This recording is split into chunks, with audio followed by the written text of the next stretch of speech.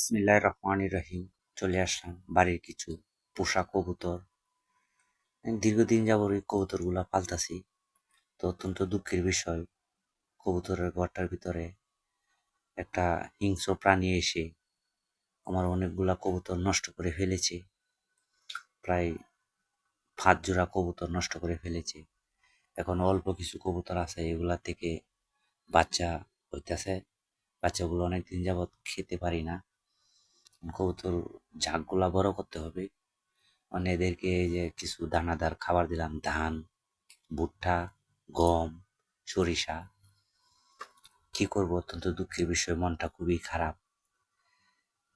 তো কাজে ব্যস্ত থাকার কারণে আসতে পারি না। এইগুলো আমার দেশি কবুতর। সবসময় এই কবুতর, মুরগি আছে, কবুতর আছে, চেষ্টা করি এগুলা পালার জন্য। তো সবসময় মনে করুন এগুলা তো বাজার থেকে কিনে এনে খাওয়া যায় না। তা বাড়িতে পালার কারণে খাইতে পারি। সবাই